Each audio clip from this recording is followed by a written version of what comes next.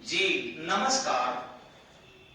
अभी आपको हम करने जा रहे हैं संसद भवन में पूछे जाने वाले प्रश्न कैसे पूछे जाते हैं और 14 दिन पूर्व आखिर क्यों सूचना दी जाती है, तारांकित और तारांकित प्रश्न क्या होते हैं, ये सारी जानकारी आपको अभी हम प्रायोगिक रूप से देंगे। सबसे पहले मान लीजिए कि यहां जो लोग बैठे हैं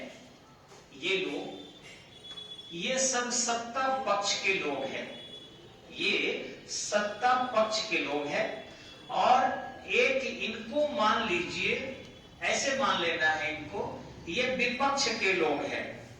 अब सत्ता पक्ष के लोग और विपक्ष के लोग, इनको हम लेकर चलते हैं विपक्ष, ये विपक्ष के हैं और ये सत्ता पक्ष के लोग हैं, सत्ता पक्ष के लोग हैं।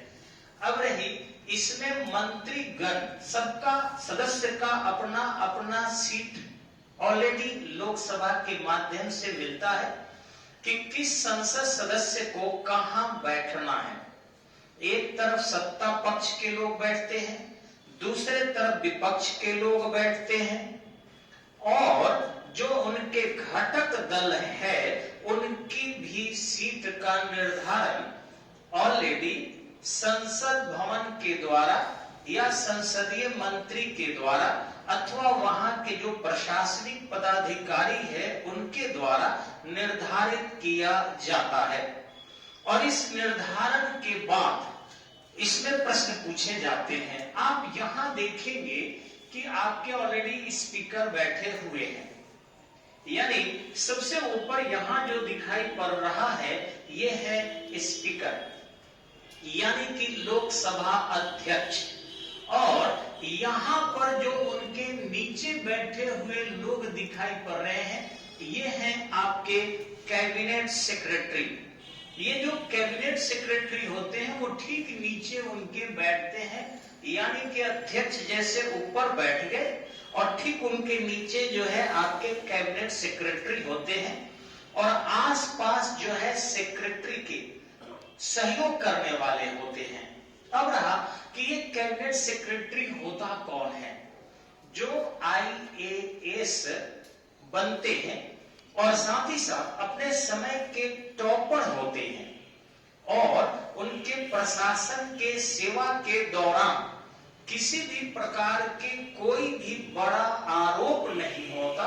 सिद्ध आरोप तो कोई नहीं होना चाहिए, लेकिन अगर आरोप भी है, छोटे अपराध का अपराध है, डिसीजन में अगर छोटे निर्णय उन्होंने लेने में कहीं कोई आरोपित गलत है और सिद्ध वो दोषी नहीं है, उन्हीं व्यक्ति को कैबिनेट सेक्रेटरी बनाया जाता है। यानी ऐसे समझे कि भारत का पिट्यूटरी ग्लैंड्स होता है आपका कैबिनेट सेक्रेटरी। पीयूष ग्रंथि जैसे मनुष्य के मस्तिष्क में यहां होता है मास्टर ग्लैंड्स, पिट्यूटरी ग्लैंड्स, वैसे ही होता है यहां पर आपका कैबिनेट सेक्रेटरी। वो सभी प्रशासनिक पदाधिकारियों में IAS में टॉप लेवल का होता है। जनरली 50 साल से ऊपर के लोग ही उसमें जाते हैं, क्योंकि वो सर्वोच्च पद होता है। अच्छी उनके पास अनुभव होना चाहिए, स्वच्छ छवि चाहिए, सुथरी छवि चाहिए, कहीं भी कोई उन पर क्लेम नहीं होना चाहिए। कैबिनेट सेक्रेटरी बना दिए जाते हैं। अब रहा कि प्रश्न कैसे पूछे जाते हैं, ये थोड़ा सा समझने वाली बात है। तो ध्यान रखेंगे, प्रतिदिन संसद का जब सत्र प्रारंभ होता है तो 11 बजे के आसपास का समय आपका क्वेश्चन आवर का होता है। दिन का 11 बजे का समय क्वेश्चन आवर, 11 बजे से 12 बजे तक प्रथम 1 घंटे का समय क्वेश्चन आवर होता है, यानी प्रश्न काल होता है। अब सोचिए कि इंडियन पार्लियामेंट्री सिस्टम में जो हमारे संसद सदस्य है कोई ये भी हो सकते हैं, यानी कहीं भी कोई प्रावधान नहीं है कि कौन व्यक्ति संसद सदस्य बनेगा।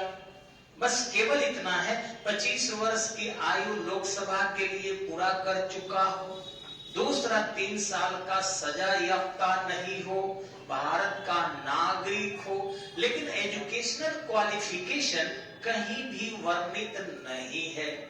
तो ध्यान रखेंगे, राजेंद्र प्रसाद जो संविधान सभा के अध्यक्ष थे, प्रतियोगिता परीक्षा में यह प्रश्न आ चुका है कि कौन ऐसे संविधान सभा के सदस्य थे, सदस्य करके पूछा है, जिन्होंने कम से कम एमपी के लिए ग्रेजुएट होना अनिवार्य कहा था। तो डॉक्टर राजेंद्र प्रसाद, इनके बात को स्वीकार नहीं किया जा सका। वहां हुआ कि कोई भी भारत का नागरिक हो जो सभी लोगों का नेतृत्व करने की क्षमता रखता है, उसमें शिक्षा की कोई अहम भूमिका नहीं मानी गई, तो कोई नहीं बन सकता है। अब सोचिए कि कोई भी व्यक्ति यदि संसद सदस्य बन जाता है और संसद सदस्य बनने के बाद यदि उससे प्रश्न पूछे जाते हैं और उस प्रश्न काल के दौरान यदि वो जवाब देने में अक्षम है, जवाब देने में अक्षम है, तो वो क्या करेगा। तो ऐसी स्थिति में हमारे जो स्पीकर बनते हैं, वो स्पीकर महोदय उस मंत्री महोदय से, यानी प्रश्न जो होता है वो कई तरीके के होते हैं। वो विभाग के मंत्री से भी प्रश्न पूछे जाते हैं। कई बार जो है आपका प्रश्न जो है ये भी पूछा जाता है कि संसद सदस्य से भी प्रश्न पूछे जाते हैं। तो वो प्रश्न जो होता है, जो हम देखते हैं प्रतिदिन 11 बजे से 12 बजे के आसपास जो हमारे प्रश्न पूछे जाते हैं, वह प्रश्न उस दिन का प्रश्न नहीं होता है। वो प्रश्न मिनिमम अगर पूछा जाएगा तो 14 दिन पूर्व उनको लिखित सूचना देनी पड़ती है। अब ध्यान रखेंगे कि यदि प्रश्न काल में हमने कोई डेट फिक्स किया और ये 11 बजे से 12 बजे के बीच जो प्रश्न पूछे जाते हैं, उसमें प्रश्न जो होता है वो 14 दिन पूर्व कम से कम लिखित सूचना दी जाती है। कितने दिन पूर्व दी जाती है? 14 दिन जाती है। ये याद रखना है आप लोगों को।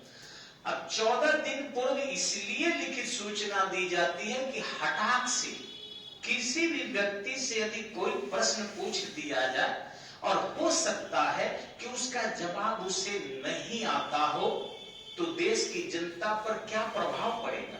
वो केवल ये कहते रहे क्षमा करें, अभी तैयारी नहीं है, क्षमा करें, मैं नहीं जानता हूं।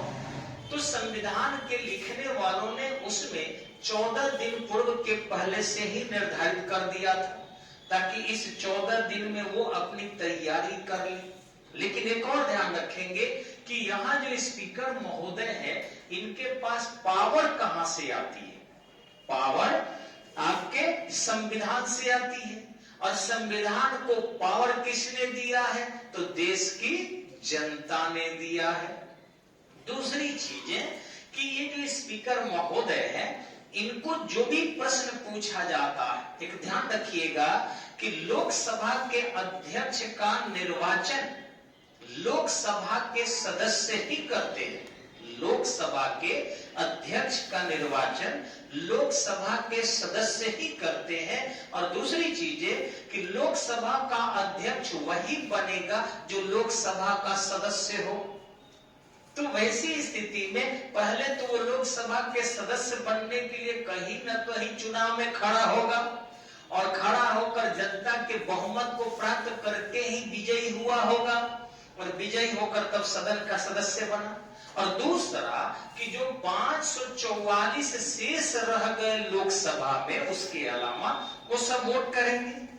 एक उम्मीदवार, 2 उम्मीदवार, 4 उम्मीदवार, कितना उम्मीदवार हो सकता है, उसमें वो फिर बहुमत प्राप्त किया। यानी एक तो कि किसी न किसी एक लोकसभा क्षेत्र से जीत कर आया है, और दूसरा कि उसे 543-44 सदस्यों में से बहुमत मिलता है तो स्पीकर बना है। तो उसके पास बहुत बड़ा स्ट्रेंथ हो जाता है, एक बहुत बड़ा समर्थन प्राप्त कर लेता है। फिर भी वो अपनी जानता है, वो संसद भवन का सर्वाधिकारी है, ऑल इन ऑल है, लेकिन जब चाहे संसद भवन के लोग उसको पद से क्या कर सकता है, हटा सकता है। राष्ट्रपति को हटाने के लिए, ध्यान से समझिएगा, राष्ट्रपति को हटाने के लिए लोकसभा राज्यसभा दोनों के बहुमत की जरूरत है। उपराष्ट्रपति को हटाने के लिए राज्यसभा लोकसभा दोनों के बहुमत की आवश्यकता है। आपके चीफ जस्टिस ऑफ इंडिया को हटाने के लिए लोकसभा राज्यसभा दोनों की जरूरत है। यहां तक कि सुप्रीम कोर्ट के अन्य जस्टिस को भी हटाने के लिए दोनों की आवश्यकता है, लेकिन स्पीकर को हटाने के लिए काफी है आपका केवल और केवल लोकसभा। अब आप बताइए कि राष्ट्रपति को हटाने के लिए केवल और केवल उत्तरदायी है लोकसभा, तो ऐसी स्थिति में क्या स्पीकर कभी भी चाहेगा कि हम लोकसभा के समर्थन को कम कर सके? नहीं। दूसरा कि मैक्सिमम प्रश्न लोग सरकार से ही करता है। आजकल पहली बार हुआ है कि मीडिया भी सरकार से प्रश्न नहीं कर रही है, सरकार के लोग भी सरकार से प्रश्न नहीं कर रहे हैं, और विपक्ष का तो खैर औकात ही नहीं है कि वो कर सके। यानी कहा जाए तो एकदम हमारे शासन में ब्रेकलेस शासन चल रहा है, जबकि प्रश्न करना चाहिए। प्रश्न करने से सरकार में तीक्ष्णता आती है, बेहतरीन तरीके से सत्ता चल पाता है। अगर आप प्रश्न नहीं करते हैं तो बेहतरीन तरीके से सत्ता नहीं चलती है। इसलिए सत्ता के बेहतरी के लिए प्रश्न करना बेहद जरूरी होता है। अब आगे आपको बता दे कि जब भी उनसे आप प्रश्न करते हैं, ये जब भी आप उनसे प्रश्न करते हैं 14 दिन पूर्व, तो वैसे स्थिति में जिस मंत्री से भी कहे, सिंपल एक एग्जाम्पल ले लीजिए आप लोग कि मान लीजिए अभी प्रधानमंत्री की सुरक्षा से संबंधित बात हो, और इससे मान लीजिए विपक्ष के लोग या सत्ता पक्ष के ही कोई कहे कि हेलो अमित शाह जी, आप स्वयं गृह मंत्री हैं, हमारे प्रधानमंत्री की सुरक्षा क्यों नहीं बढ़िया दे पाए, कैसे सुरक्षा में इनकी चूक हुई, आप बताइए। अब अगर ऐसी स्थिति में जैसे ही वो कहते हैं कि सुरक्षा में कैसी चूक हुई, ऐसा प्रश्न आ जाए, चाहे वो विपक्ष के किसी द्वारा आ जाए या फिर पक्ष के ही किसी संसद सदस्य द्वारा पूछ दिया जाए कि अमित शाह जी आपको बताना है, और मान लीजिए अमित शाह जी इसी में बैठे हैं कि हमारे मोदी जी की सुरक्षा में क्यों चूक हुई, जबकि आप गृह मंत्री हैं। रक्षा मंत्री तो मान लीजिए सीमा की रक्षा कर रहा है, लेकिन इंटरनल सिक्योरिटी का मामला आपसे संबंधित है, आपने क्यों नहीं डिफेंस दिया? अब बताइए अमित शाह जी क्या जवाब देंगे? वो लाठी लेके चारों तरफ तो नहीं ना घूमते चलेंगे। ये प्रशासन की लापरवाही। हमारे होम मिनिस्ट्री में minimum 60 secretary in Indian home ministry, first are top level secretary, जो chief secretary of home secretary, उसके बाद ज्वाइंट सेक्रेटरी, उसके बाद स्पेशल सेक्रेटरी, कितने प्रकार के ये सेक्रेटरी होते हैं, और उसके बाद अंडर सेक्रेटरी होंगे। अब ये सारे जो है सेक्रेटरी के बाद एक्सटर्नल सेक्रेटरी एक होता है कि इंटरनल सेक्रेटरी होता है। अब इंटरनल सेक्रेटरी जो होगा उसमें internal chief secretary, internal joint secretary, internal special secretary, internal बहुत सारी चीजें, अंडर सेक्रेटरी। अब इतने हाईएस्ट टॉप लेवल के लोग बैठे हैं, और फिर भी हमारे देश के अगर किसी प्रधानमंत्री की सुरक्षा नहीं हो पाती है, तो ये लापरवाही जनता की नहीं है, ये लापरवाही स्थानीय सरकार की नहीं है, ये हमारे एसपी जी की लापरवाही नहीं। एसपी जी तो हमारे काबिले तारीफ है, जो उनकी सुरक्षा और संरक्षा देने में कामयाब रही है। आए दिन हम यूट्यूब पर देख रहे हैं कि तरह तरह के लोग वीडियो 2-4 को फोटो उनका जारी करके और कह रहे हैं कहां चूक हुई, वरना प्रधानमंत्री को हमसे छीन लिया जाता। ये गलती आपके जनता की नहीं है। जनता तो कभी भी, इतनी बड़ी जनता है, 135 करोड़ आबादी है, किसके दिमाग में क्या चल रहा है आप समझ पाएंगे? मेरे दिमाग में कब क्या चलेगा वो मेरे बस की बात नहीं है। तो 135 करोड़ जनता क्यों किसी के डिफेंस का भार अपने ऊपर ले? इसलिए ये लापरवाही केवल और केवल है तो ये आपका होम मिनिस्ट्री की लापरवाही है, वहां के बड़े बड़े अधिकारियों की लापरवाही है। हम जनता पर विश्वास क्यों करें? हम क्यों कहें कि वहां किसान नहीं होंगे? हम क्यों कहें कि जो है विदेशी आतंकवादी नहीं होंगे?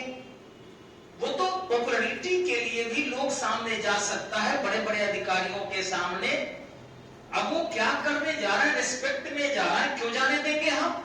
हमारे देश के वो न केवल एक मोदी है, बल्कि एक विश्व के बहुत बड़े लोकतंत्र के प्रधानमंत्री है। और जब विश्व के सबसे बड़े लोकतंत्र के प्रधानमंत्री की सुरक्षा भी हमारी गृह मंत्रालय नहीं दे रही है। आप पहले भी देख लीजिए, हमारे गृह मंत्रालय के फेल्योरनेस है कि विपिन रावत हमारे बीच नहीं रहे, इस पर कोई प्रश्न ही नहीं बना। अगर बढ़िया रहते हमारे गृह मंत्री तो त्याग पत्र देते। त्याग पत्र में उनका मंत्रालय नहीं चिंता है, सारे सेक्रेटरी को बदल के रख देते। कौन देख रहा है सेक्रेटरी के इंटरनल सिक्योरिटी को? अगर इंटरनल सिक्योरिटी में लापरवाही नहीं तो विपिन रावत की आखिर कैसे मृत्यु हुई? ठीक इसी ढंग से देखिए आप, अस्पतालों में हमारे बहुत से लोग जा रहे हैं, वहां भी सुरक्षा नहीं है। उसकी जांच होनी चाहिए थी, चाहे वो जेटली जी की मृत्यु हुई हो, चाहे आपके सुषमा स्वराज की हुई हो, ये बड़े बड़े हमारे मंत्री थे, चाहे हमारे ऑलरेडी मनोहर पर्रिकर की मृत्यु हुई हो। अब सुन रहे आतंकवादी का डोभाल का नंबर है, ये क्या सा मतलब है?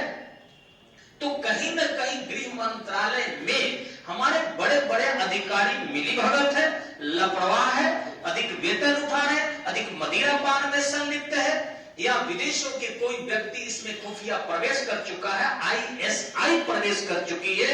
इस पर हमारे गृह मंत्रालय को जो है उनको जांचना चाहिए। भले सदन में आकर वो जवाब दे या न दे, सदन में आकर जवाब दे या न दे अलग बात है, लेकिन उनको जांचना चाहिए और गृह मंत्रालय के बहुत से बड़े अधिकारियों को ट्रांसफर कर देना चाहिए, सस्पेंड कर देना चाहिए, शोकज करना चाहिए। तो देखिए, यह गृह मंत्रालय का फेल्योरनेस नहीं है, गृह मंत्री का नहीं, गृह मंत्रालय का है। जनता पर क्यों जिम्मेवारी? पंजाब सरकार गलत है, वहां का डीजीपी गलत है, तो रोड को क्लियर नहीं कराया। आप भेज कैसे दिए बिना क्लियरनेस के? कैसे भेज दिया? अब आपके पास सीआरपीएफ नहीं है, वहां बुला लेते। तो वही है कि कोई मंत्री यदि हमारे मान लीजिए गृह मंत्री से पूछता है, तो ध्यान रखेंगे हमारे जो गृह मंत्री है, ये गृह मंत्री जो है हमारे अमित शाह जी, ये जवाब कैसे दें? क्या कारण है? तो ये आपके स्पीकर महोदय जो यहां बैठे हैं ऑलरेडी इनसे पूछेंगे कि गृह मंत्री जी आप क्या 14 दिन बाद ये प्रश्न का उत्तर देने में सक्षम है? अब गृह मंत्री भी अपने मंत्रालय पर कितनी पकड़ रखे हैं। मंत्री बनना बड़ी बात नहीं है, मंत्री बनकर मंत्रालय में नियंत्रण करना है। ये ध्यान रखिएगा, सत्ता के लोग सभी बनते जा रहे हैं, लेकिन प्रशासनिक उत्तरदायित्वों के साथ साथ प्रशासन के ऊंचे पद को सुशोभित करना अलग बात है और प्रशासन को नियंत्रित करना अलग बात है। ये पढ़े लिखे लोग जितने भी ऊंचे ऊंचे पदों पर आसीन लोग हैं, ये क्या करते हैं? ये आलसी होते हैं, बेविचारी होते हैं, मदिरा पीते हैं, दारू पीते हैं, एसी में जाते हैं, नृत्य देखते हैं। ये प्रशासन को कहां संभाल रहे हैं? नेताओं का काम है कि उनको कंट्रोल करे, एक्सटर्नल जवाबदेहिता के रूल को अगर फॉलो कर रहा है तो इंटरनल कंट्रोल के रूल को भी फॉलो करे, ये करना चाहिए। तो यहां कहीं ना कहीं थोड़ी ना थोड़ी अमित शाह की भी फेल्योरनेस है कि जब से वो गृह मंत्री बने हैं तब से जो है आपके सीएए के विरोध में पूरे देश में आंदोलन चल रहा है। थोड़ी सी भी उनको जो है सिक्योरिटी देश को लिए रोड जाम कर दिए जा रहे हैं। ठीक इसी ढंग से हमारे एक से एक लोग मारे जा रहे हैं, उनकी हत्या हो रही है। यानी कंट्रोल कहीं ना कहीं गड़बड़ है। इनको पकड़ बनाना चाहिए अपने आईएएस अधिकारियों पर, अपने सेक्रेटरी लेवल लोगों पर। तो ये प्रश्न पूछा जाता है आपके यहां पर अमित शाह जी से। अब अमित शाह जी जो है विभाग में देते हैं कि क्या मैं जवाब देने के लिए तैयार हूं। उन लोगों को देंगे। अमित शाह की जवाब नहीं होती, आईएएस की जवाब होती है, मंत्रालय की जवाब होती है। यहां अध्यक्ष महोदय केवल रोल है, क्योंकि अगर जनता, देश की जनता का प्रश्न नहीं होता तो सदन में नहीं पूछा जाता। कोई संसद सदस्य केवल फोन करके पूछ लेता, गृह मंत्रालय जी क्या दिक्कत था। तो आपके अध्यक्ष महोदय के माध्यम से अगर प्रश्न पूछा जाता है, यानी देश की जनता को और विश्व को दिखाना है कि फेल्योरनेस कहां। अब वहां पर होम मंत्रालय में, गृह मंत्रालय में मीटिंग होती है, वहां जवाबदेहिता तय होता है और लिखा जाता है। हमारे गृह मंत्री को रटाया जाता है कि गृह मंत्री जी आप जवाब कैसे देंगे। वो जवाब उनका नहीं होता है, वो विभाग का लिखा हुआ पर्ची रट के आते हैं। अब यदि वो प्रश्न के उत्तर मौखिक देने के लिए तैयार है तो उस क्वेश्चन को हम लोग कहते हैं स्टार क्वेश्चन। ये स्टार क्वेश्चन के अंतर्गत प्रश्न पूछे जाते हैं। स्टार क्वेश्चन में है कि बहुत सारे सहायक प्रश्न उत्तर भी देना पड़ता है, और यदि वो देने में उत्तर सक्षम नहीं है, किसी कारणवश वैसे प्रश्न के उत्तर वो नहीं दे सकते या उस दिन उपस्थित नहीं होते हैं, तो नॉन स्टार में वो तब्दील कर दिया जाता है। ये तब्दील करने का हक पूरी की पूरी तरह किनकी है, हमारे स्पीकर महोदय की है कि स्टार क्वेश्चन को नॉन स्टार कर दें या उसे स्टार ही रहने दें। लेकिन ये पूछने के बाद कि आप जवाब स्टार में देना चाहते हो या नॉन स्टार क्वेश्चन में देना चाहते हो, अगर डिपार्टमेंट तैयार हो गया कि नहीं स्टार में ही क्वेश्चन देंगे, उत्तर देंगे, तो उसमें सहायक प्रश्न पूछने की संभावना भी होती है। अब मान लीजिए कि यहां कोई, मान लीजिए कि हमारे संसद सदस्य मेंबर है, महिला है, और वो पूछ रही है कि ठीक है गृह मंत्री जी, आपसे मेरा प्रश्न है कि आपके नहीं बल्कि हमारे देश के प्रधानमंत्री की सुरक्षा में चूक कैसे हुई। आप जवाबदेहिता तय कीजिए। आपके सामने हमारे देश के सीडीएस प्रथम बिपिन रावत जी नहीं रहे, साथ ही साथ कई तरीके से हमारे देश में जो है सुरक्षा का वातावरण फैला हुआ है, आखिर कारण क्या है। अब इस पर जो जवाब उनको सिखाया जाता है वो तो बोलते ही बोलते हैं लोग, के अलावा अपने बॉडी लैंग्वेज को भी प्रेजेंट करते हैं। अब अमित शाह ही तो ऐसे ही बोलने में जल्दी करते हैं, कैसे हैं। तो अगर मान लीजिए एक सदस्य द्वारा यह प्रश्न पूछा जाता है कि आप किस तरीके से जो है सुरक्षा दिए कि मोदी जी को सुरक्षा नहीं दिया जा सका, सुरक्षा में चूक हुई, उनकी गाड़ियां गुजर रहे, तो रूल्स क्या है, रेगुलेशन क्या है, ये सब अलग है। इधर ये नहीं कि प्रधानमंत्री जाता है तो रोड खाली होना चाहिए, उसका दूसरा जो भाग है उस पर कोई गाड़ी नहीं चलना चाहिए। सारे रूल रेगुलेशन के अलावा डिफेंस सबसे बड़ी चीज है। कानून बनता है मनुष्य के लिए, मनुष्य कानून के लिए नहीं बना है, ये हमेशा ध्यान देंगे। कानून बना है मनुष्य के लिए, देश के लिए, देश कानून के लिए नहीं बना है। पहले ये महसूस करना चाहिए। हमारे प्रधानमंत्री, देश के प्रधानमंत्री चाहे जो भी बने, आज अगर प्रधानमंत्री सुरक्षित नहीं रहेगा तो क्या विपक्ष के लोग सुरक्षित रहेंगे। हर व्यक्ति की सुरक्षा देना पड़ जाए, चाहे वो पक्ष में हो चाहे वो विपक्ष में हो। तो अमित जी हमारे क्या जवाब देंगे, सो सुनिए क्या कहेंगे। सवाल ही नहीं होता, हमारी सरकार पूरी की पूरी तरह पंजाब को जांच करेगी और ये पता लगाने में लगी है कि चूक कहां हुई। बख्शे नहीं जाएंगे दोषी, सारे दोषियों को पकड़कर और उनको जेल के पीछे भेज दिया जाएगा। ये कुछ राजनीतिक षड्यंत्र रहा है और उनको भी हमारी सरकार नहीं बख्शेगी, छोड़े भी नहीं, नीति को ढूंढ कर बंद कर देगी जेल के सलाखों में। ऐसा वो रोल करेंगे, लेकिन ये उनका बॉडी लैंग्वेज होगा, जवाब उनका नहीं होता है। जवाब हमारे गृह मंत्रालय का होता है, बॉडी लैंग्वेज केवल गृह मंत्री के होते हैं, या उसमें कुछ बात अपने अनुसार मिला देते हैं। जैसे यो कहा जाए कि कैप्सूल के ऊपर कवर होता है तो मंत्री एक कवर है, दवा उसके अंदर होता है। चिकना चिकना वो सामाजिक शब्दों का प्रयोग करते हैं, व्यवहारिक राजनीतिक शब्दों का प्रयोग करते हैं, लेकिन थीम जो उत्तर होता है वो किसी मंत्री का व्यक्तिगत नहीं होता, वो पूरे उस विभाग के मंत्रालय का उत्तर होता है। अब यहां ध्यान देने की बात है कि जो सहायक क्वेश्चन पूछे जाते हैं, सब्सिडरी क्वेश्चन, स्टार क्वेश्चन में पूछने की संभावना रहती है। अब सदस्य ने पूछा कि ऐसे तो आप बिपिन रावत की भी जांच कर रहे हैं, अन्य कितने लोग इस देश में मरे, उनकी भी जांच करें। जांच कब तक चलते रहेगा?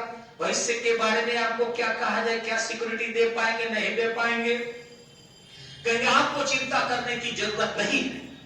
इसके पहले भी बहुत लोग हमारे देश में जो है सुरक्षित रहा। जो व्यक्ति पूछ रहे हैं जिस पार्टी से, उस पार्टी का तो प्रधानमंत्री पद पर रहते ही नहीं रह पाए। तो इस ढंग से हमने तो सुरक्षा दिया है, हमने तो संकट में भी बचा लिया है। हमारी सरकार जो है वो सुरक्षा देने में कहीं कोई कसर नहीं छोड़ रही है। अपना जवाब देंगे वो, लेकिन ध्यान रखेंगे कि मेन क्वेश्चन के जवाब देने में यदि किसी प्रकार की कोई कोताही बरती जाती है, यानी गलती होता है, तो नियम 115 के अंतर्गत उन पर विशेषाधिकार हनन का अगर गलत जवाब दिया जाता है तो आरोप लग सकता है, कार्रवाई हो सकती है। लेकिन सहायक प्रश्न के लिए चूंकि हो सकता है कि सहायक प्रश्न कुछ नया आ जाए, टफ आ जाए, और उसमें यदि किसी प्रकार के उत्तर में दिक्कतें आती है या गलत होता है, तो उस पर मंत्री महोदय पर नियम 115 के उल्लंघन के अंतर्गत कोई कार्रवाई नहीं होती है। और ये जो चीजें हैं वो आपको 1 घंटा जो क्वेश्चन आवर चलता है, आपको प्रश्न काल के अंतर्गत 11 बजे से 12 बजे के बीच में, ये प्रतिदिन का काम है जब संसद का सत्र चल रहा होता है। लेकिन ये मिनिमम है 40 डेज। अगर 40 डेज के बाद भी प्रश्न, अगर मान लीजिए मंत्री महोदय तैयार नहीं है, तो कहेंगे नहीं इसको 16वां दिन रखा जाए या 20वां दिन रखा जाए। अब स्पीकर महोदय यहाँ पर मजबूर हो जाते हैं कि भैया जब कह रहा है तभी उसको ओके किया जाए, तो अवगत करा दिया जाता है। यानी जो संसद भवन है वह आपके जनता का प्रश्न होता है और सरकार के उत्तर होते हैं। जनता का प्रश्न मतलब जो आम जन भावनाएं पूछना चाहती है, और सरकार का उत्तर मतलब उस मंत्री का उत्तर नहीं होता, उस डिपार्टमेंट के द्वारा तय किया गया उत्तर होता है। तभी IAS में ये प्रश्न आया है कि जब भी किसी मंत्री विशेष से प्रश्न पूछा जाता है तो दर्शक दीर्घा में बैठे IAS अर्थात उस मंत्रालय के सेक्रेटरी के पैंट में पेशाब उतर आते हैं। यह IAS का सवाल है, आया हुआ है कि क्या कारण है कि जिस भी मंत्री से प्रश्न पूछा जाता है उस मंत्रालय के सेक्रेटरी के पैंट में पेशाब उतर आता है या पसीना बहने लगता है। कारण क्या है कि वह प्रश्न उस मंत्री महोदय से नहीं बल्कि उस मंत्रालय से होता है जो इस देश को कंट्रोल कर रहा है। मंत्री तो केवल उत्तरदायित्व का नियंत्रण करता है और प्रदर्शन अधिकार का करता है, प्रदर्शन अधिकार का करता है, लेकिन वो जनता की इच्छाओं को विभाग तक ले जाता है और विभाग की देखरेख करता है कि अंग्रेजी सत्ता के जो स्टील फ्रेम थे, जो उनके सत्ता को मजबूत बना के रखे थे, पढ़े लिखे लोगों का एक समुदाय है, एक वर्ग है, वो क्या अपने हितों के लिए ज्यादा काम करते हैं या देश के जनता के लिए भी कर रहे हैं? क्या वो उत्तरदायित्व के निर्वहन करने में सक्षम है? जवाबदेहिता उनके अंदर है? तो आज प्रशासन में थोड़ी कमी नजर आ रही है, क्योंकि प्रशासन का नियम है अनामिता का सिद्धांत, यानी किसी भी प्रशासनिक पदाधिकारी को अपना नाम सामने नहीं लाना चाहिए। लेकिन आए दिन देख रहे हैं आप कि सेक्रेटरी हुए, चाहे SP हुए, चाहे DM हुए, ये जहां तहां के एकदम मीडिया में छाए हुए हैं लोग, तो अनामिता के सिद्धांत के ये भी उल्लंघन कर रहे हैं। और दूसरी चीज है कि उत्तरदायित्व से भाग रहे हैं। समस्त उत्तरदायित्व जनता समझ बैठी है कि केवल नेताओं की है। अतः हमेशा ही आप देखेंगे अक्सर कि लालू जी ने चारा घोटाला किया। अरे तुम कहां थे? IAS लोग आप कहां थे कि लालू जी पर चारा घोटाला का आरोप लगा? आप कंट्रोल कर लेते? अब कहेंगे नीतीश जी अच्छे नहीं है, शिक्षकों को वेतन का नहीं दिया जा रहा है, ठीक इसी ढंग से मोदी जी अच्छे नहीं है, अमित शाह अच्छे नहीं है। ये सब प्रशासनिक पदाधिकारी की लापरवाही है। वे लोग उत्तरदायित्व का निर्वहन नहीं करते। उत्तरदायित्व का निर्वहन हमारी सरकार करती है, चाहे जो भी जाए। और सरकार का भी फर्ज है कि प्रशासनिक पदाधिकारियों को नियंत्रित करने के लिए जन दबाव को बनाए। जन दबाव आप देखे होंगे मनमोहन सिंह के समय में अन्ना हजारे ने बनाया था और सही में भ्रष्टाचार कंट्रोल हो गया था। लेकिन आज जन दबाव नहीं बन पा रहे हैं। जनता जैसे आंदोलन कर रही है। 1897 के अधिनियम के अंतर्गत वॉशिंग पाउडर डाल के धुलाई हो रहा है और वो भी विदेशी लाठी से। इसलिए जन आंदोलन है नहीं, नियंत्रण नाम की चीज जनता की नहीं है। नहीं तो प्रशासनिक नियंत्रण जो है वो राजनेता जन नियंत्रण के प्रेशर ग्रुप के माध्यम से करते हैं और तब जाकर प्रशासनिक पदाधिकारी व्यवस्थित प्रशासन संचालित करने में आंतरिक इंटरनल जो है उत्तरदायित्व का रिस्पॉन्सिबल होते हैं, उत्तरदायित्व का निर्वहन करते हैं। इस तरीके से और भी प्रश्न हम आपके अगली कक्षा में करेंगे, जिसमें कैसे होता है आपका शून्यकाल, ठीक इसी ढंग से कैसे होता है आपका स्थगन प्रस्ताव, काम रोको प्रस्ताव। ये कल के वीडियो में आपको दिखाया जाएगा। तब तक के लिए धन्यवाद, नमस्कार। और रिक्वेस्ट है कि आप ज्यादा से ज्यादा YouTube पर जाकर बेहतरीन क्लास देखिए और फिर उसे सब्सक्राइब कीजिए। और पता नहीं क्या घंटी होता है, आप कर रहे हैं, लेकिन मैं एक रिक्वेस्ट करता हूं कि 1000 से ज्यादा सब्सक्राइबर पहुंचाइए जितना जल्द हो सके। धन्यवाद, नमस्कार, जय हिंद।